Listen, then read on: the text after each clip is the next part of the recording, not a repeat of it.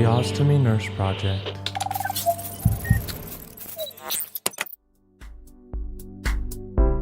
Hey there listeners, welcome back to another episode of the OZtomy Nurse Project.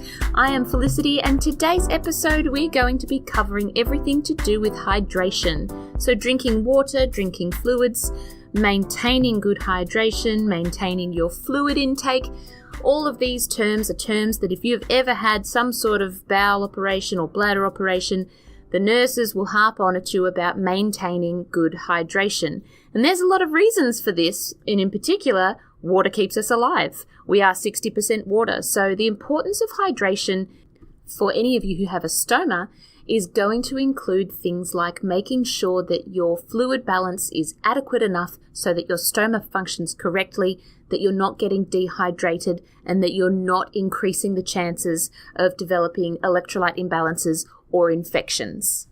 Now, the other really important thing about maintaining proper fluid intake and good hydration is that the concept goes across all stomas, no matter the type. Colostomy, ileostomy, urostomy, continent stomas and pouches that may need irrigation with a catheter. Water plays, or fluids in general, plays a very important part in making sure that you can function normally as a human being.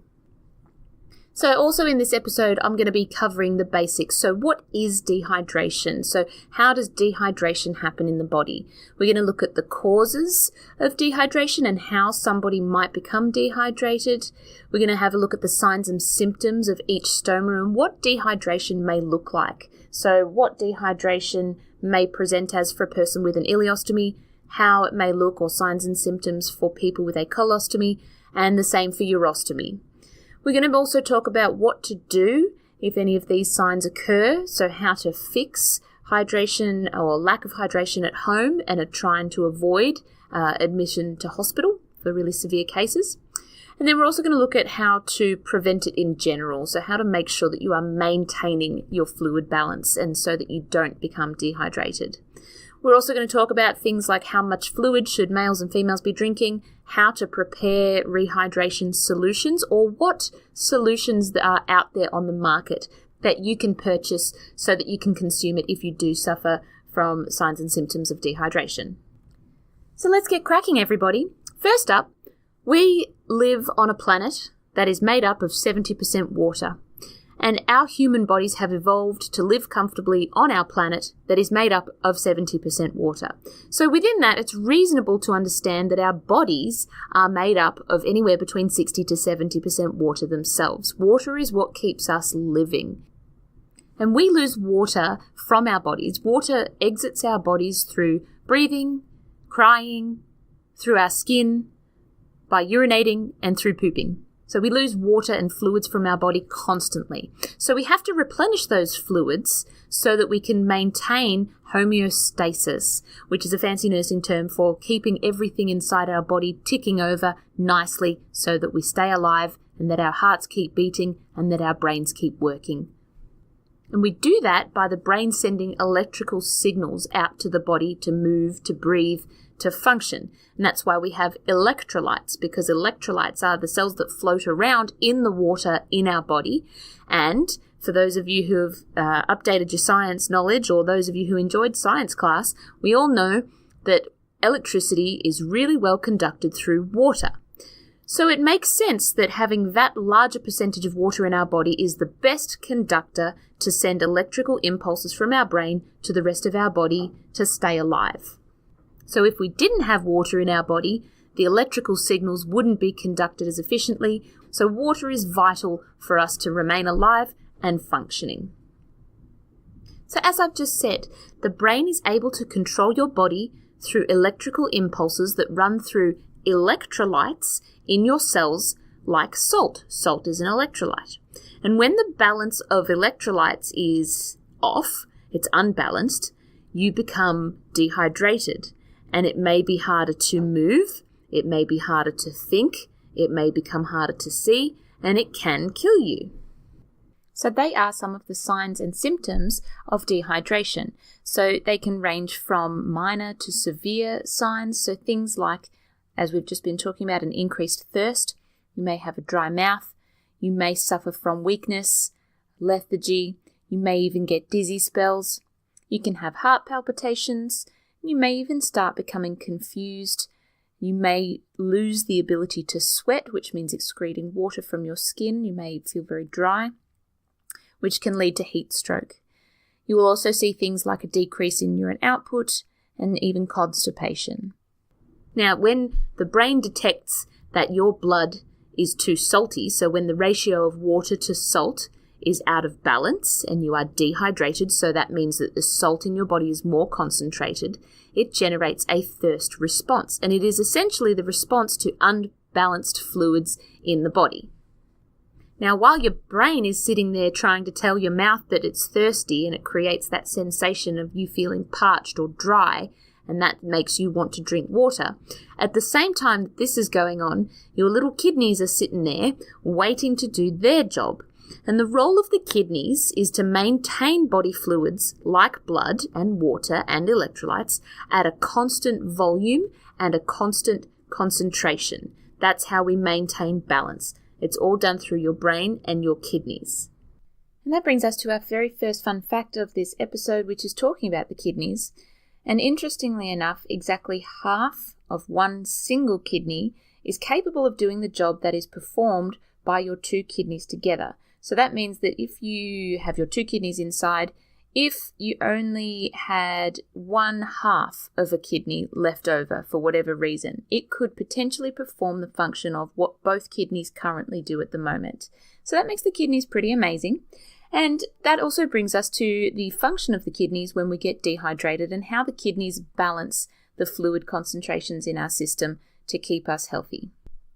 Let's look at this process in terms of people who have a stoma. So no matter what the stoma type, colostomy, ileostomy, urostomy, let's look at the normal functioning of water in the system. So there are receptor cells in the brain that detect the fluid volume in your blood. And they measure things like your blood pressure, the level of electrolytes versus the level of water, and the level of pressure that the fluid exerts on the vessels in your brain. If you have too much water in your blood, the brain secretes a hormone called anti-diuretic hormone. If you've heard of diuretics before, diuretics make you pee or they make you release water. So anti-diuretic hormone will conserve urine. So if there's too much water in the blood, the brain will send a message to decrease the level of ADH hormone so that it will increase your urine output to get rid of that excess water in your body. Conversely, if you do not have enough water in the blood, for instance, if you are dehydrated, the levels of ADH hormone from your brain will increase. It will pump out more hormone to conserve urine, to hold on to the water that's currently in your blood, to preserve that pressure and the electrolyte levels. Now, the kidneys can continue to filter urine and they will continue to produce water, but what you will notice is that you get more concentrated urine and you will have that sort of darkish yellow, perhaps an odorous type urine output in much less volumes than what you would normally. In these cases, you can survive quite well on that. You're still living. You don't get terribly sick from being just dehydrated. Now, the problem with this is that the hormone, antidiuretic hormone or ADH, can only hold on to what fluid we currently have in our bodies. So unless we drink more water or introduce more fluids into the body to bring that balance back, we will continue to hold on to the fluid that's in there, and that will become more and more concentrated, and so will the electrolytes. And in some cases, we can conserve so much fluid that we start to draw fluid out of our cells, and that's when we start to get really sick. If we're not replacing enough fluids to make up for the hormones that are holding on to the water that we have, it will continue to concentrate. The electrolytes then become out of balance because we're pulling fluid out of cells, and cells need fluid and water to survive. And if we're sucking water out of that to dilute the electrolytes in our system, we then become sick. Now let's just look at those people who have a urostomy or an ileal conduit. Water loss can build up wastes and particularly acids in the body and can clog the kidneys with proteins, muscle proteins in particular. So dehydration can contribute to things like kidney stones, urinary tract infections. But if you are adequately hydrating and drinking enough water, kidney stones don't form as easily. So if there's not enough water to stop crystal formation, you have less chance of developing kidney stones. Water can also help antibiotics dissolve and travel to the parts of the body that are affected. So if you have a urostomy and you happen to have what we call urosepsis, taking on water, drinking plenty of water will help the effect of antibiotics if you are given them. And water also helps to flush out germs through increased urine. And you've heard me speak about it in previous episodes about the urostomy, the importance of hydration when you have an ileal conduit formed to keep flushing that mucus out of that small conduit of bowel, and that keeps the ureters constantly draining so that bacteria can't enter and go up into your kidneys. But if you are dehydrated, you have less urine output, it becomes more concentrated, and it allows for bacteria to proliferate and end up going up into your kidneys and causing urosepsis. Let's look at another scenario for people who have an ileostomy, whether it's a loop or an end, it doesn't matter. Because ileostomies have the tendency to put out more liquid output, you are naturally losing more water than if you were a person who was using their large intestine, because the function of the large intestine is to absorb water.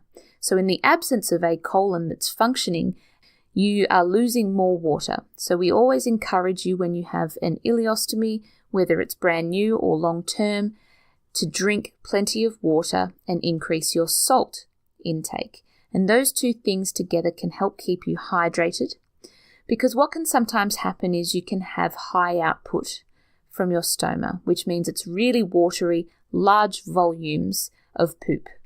And it can make you very unwell if it goes on for too long because of the steps that I've just explained about the kidneys. The kidneys will still regulate the fluid going through your system. When you have high output from your stoma, sometimes it can make you feel a little bit unwell. If you are a person who's just had your operation, you may be slightly nauseated, you may not feel like eating a great deal. Now, if you are not eating and drinking at this time, but you are in hospital, we often bulk you up with some intravenous fluids. But once you go home, if you continue to have this liquid output from your stoma, but you're feeling sick, the last thing that you are going to want to do is chug water. And what happens is you start getting dehydrated, but you don't realize straight away. And through not eating foods that have a fluid content and through not drinking water, your kidneys will start to conserve fluid in your urine. So those with an ileostomy, if you're getting dehydrated, you might find that you have less urine output, or it might be more concentrated. You might be feeling thirsty, which is that reflex that your brain sends you to tell you to drink water. But if you feel sick, you're not inclined to want to drink water and maintain your hydration. But at the same time, your stoma is still putting out large volumes of liquid. So if this continues, your kidneys will keep holding on and further concentrating the electrolytes in your blood system to a point where the kidneys can work so hard at maintaining that fluid in your body.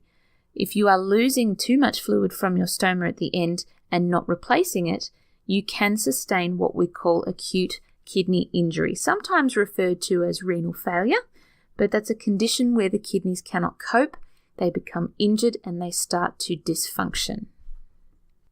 Now that's a very extreme case of what can happen with long-term high output or with extended periods of dehydration, but it's a very real condition that a lot of people with stomas may experience at some point in their stoma life.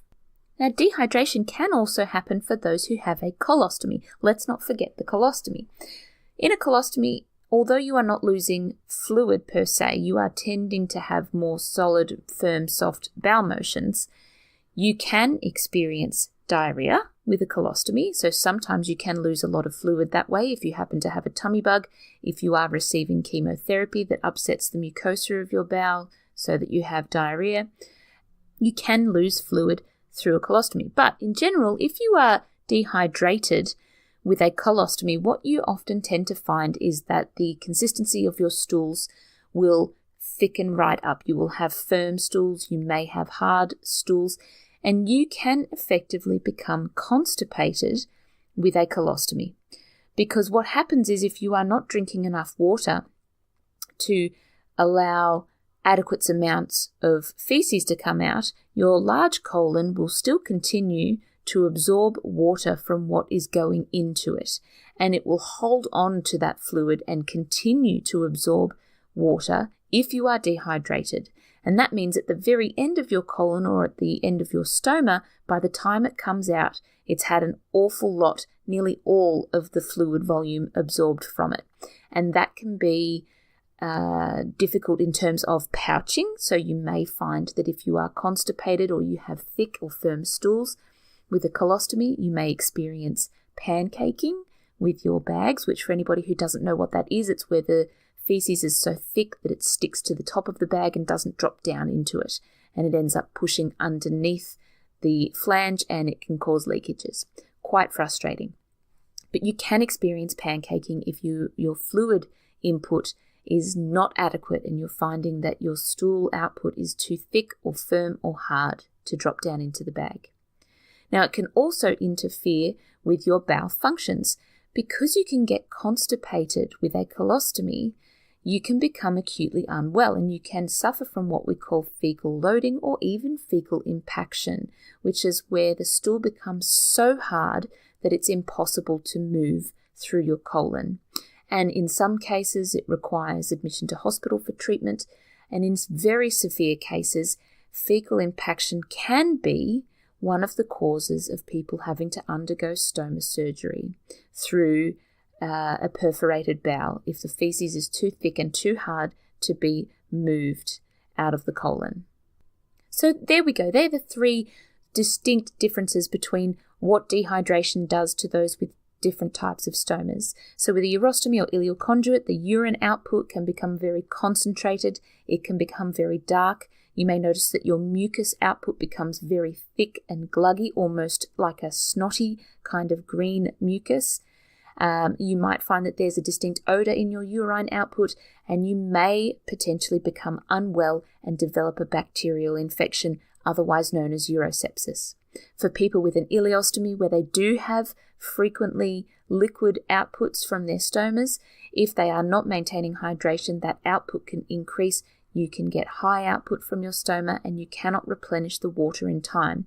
That concentrates and causes an imbalance in the level of electrolytes or salts in your blood, and your body tries to rectify that with inputting more water and secreting hormones to try and hold on to that fluid balance to keep your blood pressure and your blood levels stable.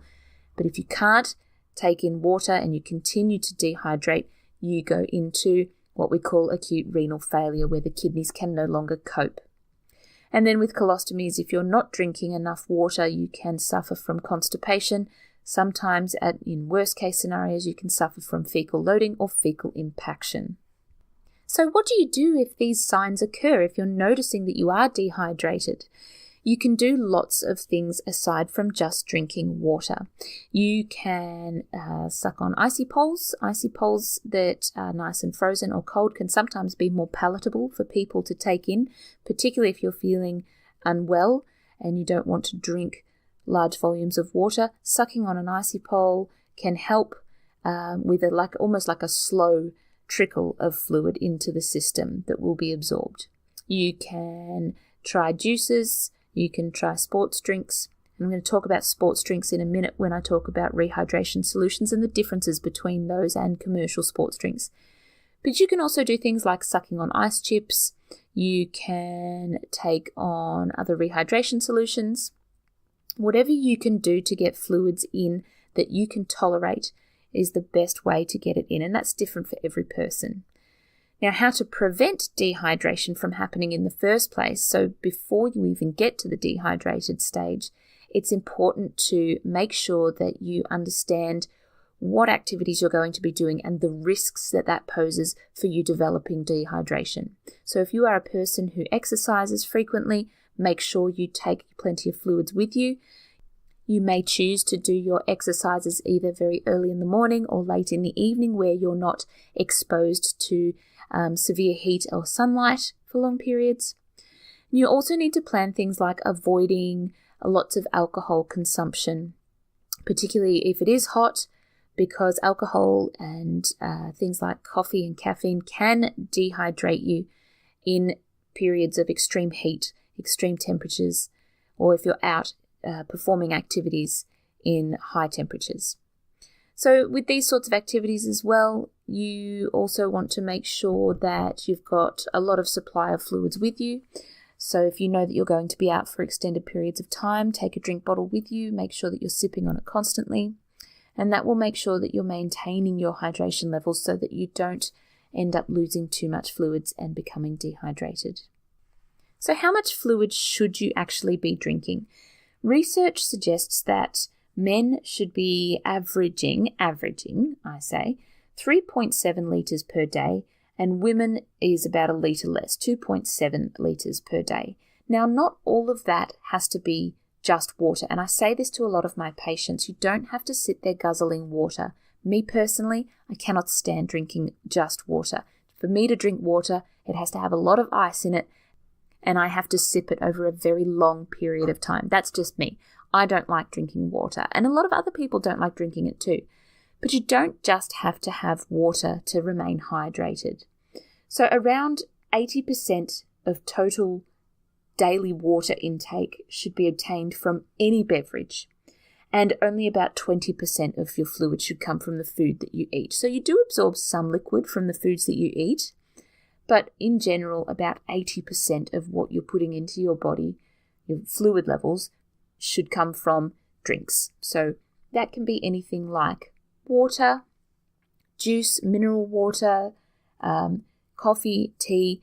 We do caution you on drinking high levels of caffeinated drinks because caffeine is a stimulant, and that can in fact further dehydrate you if you're drinking too much of it. A little bit is okay, perhaps 1 cup to 2 cups a day, but any more than that, you should be very careful because caffeine can further dehydrate you.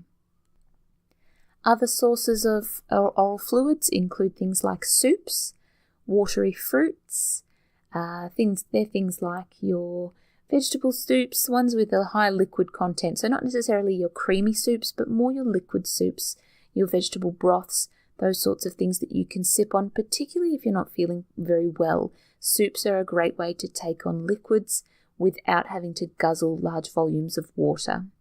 And even fruits like grapes, watermelon, very high fluid content fruits and vegetables, even things like cucumber, has enough water content in it to help keep you hydrated during times of high activity or in general.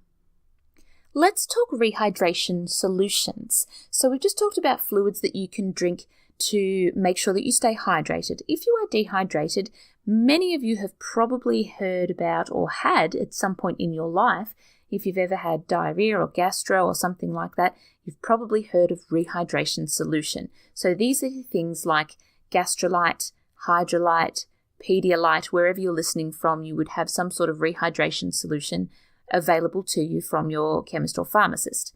And these rehydration solutions are designed to replenish the fluid levels in your body, but also the electrolyte levels. Because if you're dehydrated and unwell, your electrolyte levels, so your levels of salts and things like your potassiums and chlorides and things like that, are unbalanced. So rehydration solutions implement those electrolytes back into your body at a balanced rate.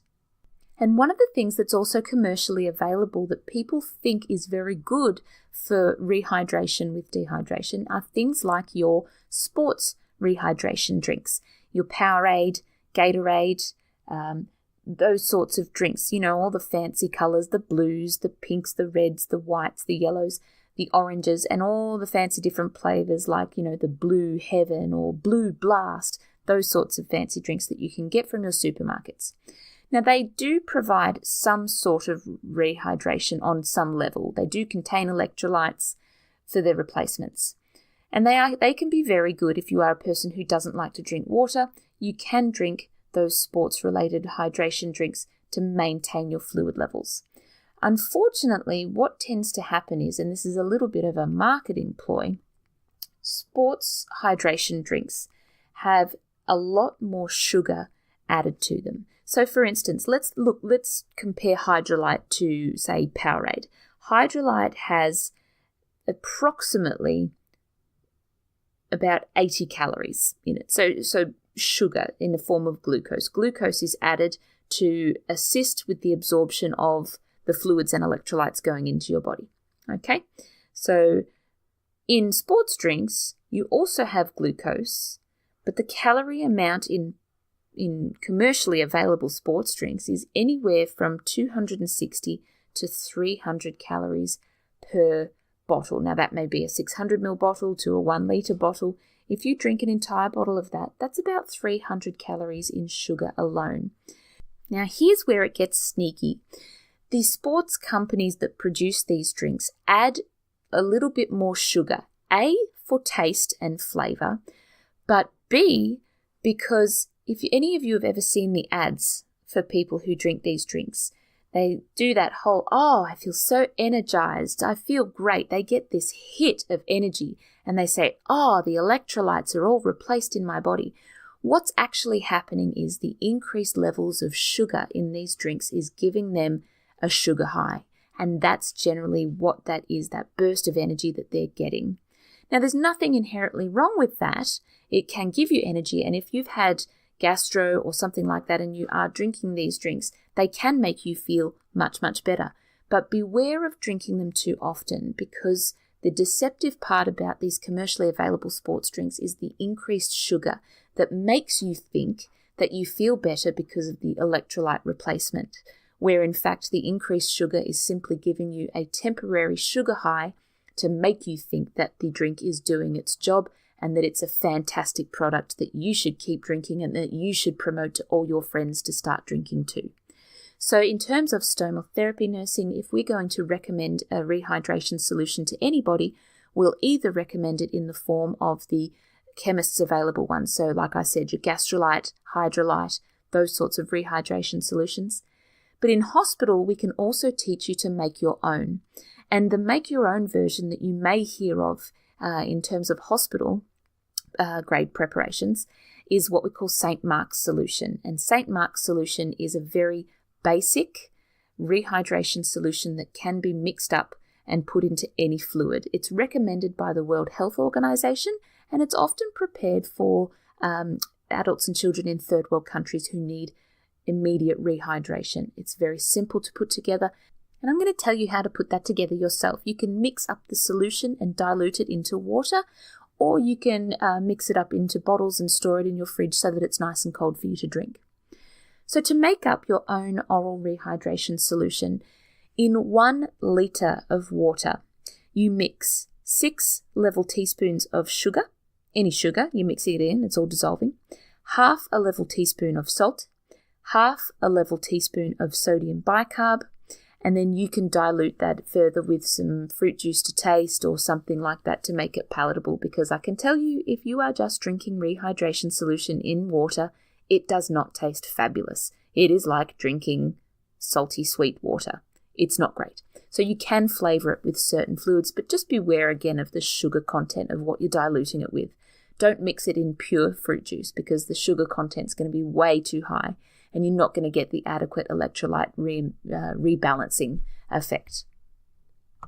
So you mix all of these ingredients into 1 litre of water and you drink sips of that rehydration solution approximately every 5 minutes to 10 minutes until you are urinating proper urine again. So the urine should be nice and pale yellow, perhaps clear. If you're a person with a urostomy drinking oral rehydration solution, you should notice that you would have an increase in urine output again, and it should not have an odour, and you should be able to see that the mucus coming out of your stoma is nice and thin and stringy again.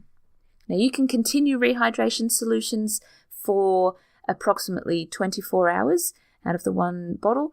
Adults can drink up to 3 litres of rehydration solution in 24 hours, but what we generally recommend is if you are dehydrated, you can have 1 litre of water and 1 litre of rehydration solution in 24 hours. That's usually adequate. There are variations to that, and some stoma nurses might suggest differently. But if you are just rehydrating yourself through oral fluids, that's something that we would recommend that you do. Don't just fill up on water alone, because it can further dehydrate you if you are already unwell, because it is classed as what we call a hypotonic solution. And I'm not going to go into hypo and hypertonic solutions in this podcast episode. I'm going to be touching on it in the episode dedicated to high output stomas and the management of high output stomas. But just so that you know, and I'm just touching on it today, that you should really mix and match your fluid intake. It doesn't just have to be water. You should add a little bit of salt as well. So try a litre of normal water and a litre of rehydration solution, whether that's chemist bought hydrolyte, whether it's rehydration solution that you choose to make yourself, or whether it's your commercially available sports drinks from your supermarket. There's generally nothing wrong with that as long as you are getting fluids in. Okay, so that pretty much covers everything to do with dehydration and having a stoma today. I will be talking about it again in upcoming episodes related to different things, but this was just the episode to touch on the fact that you do need to maintain adequate hydration to keep your brain and your kidneys healthy and to keep your stoma outputs balanced. If you've got concerns about staying hydrated and you want to talk to someone about that, there's lots of websites online that can provide details about how to prepare oral rehydration solutions. Many of the OZtomy companies also have their own pamphlets on staying hydrated and maintaining good fluid balance. So if you want to, you can get in touch with your company or the OZtomy products that you use, call the company and request some information on dehydration. Otherwise, if you've got concerns about your fluid intake and that you may be becoming unwell with a stoma, be sure to contact a stoma nurse or your specialist for advice on how to get appropriate fluid intake. Well, thanks for listening to us today, guys. If you like the content that you're hearing, jump on the OZtomy Nurse Project either on Apple Podcasts, so iTunes, YouTube or Spotify. Feel free to rate or leave a comment on what you've heard today and start telling all your friends and family about the OZtomy Nurse Project. Once I've presented up in Sydney at the AASTN conference coming up next week, hopefully the word's going to get out and people will start telling you about it a little bit more. But for those who are already on the wagon, I thank you very much.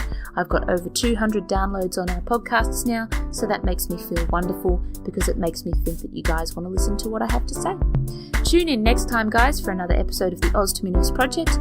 I'm Felicity, your OZtomy nurse, coming to you from down under, right where your very well hydrated stoma is. See you later.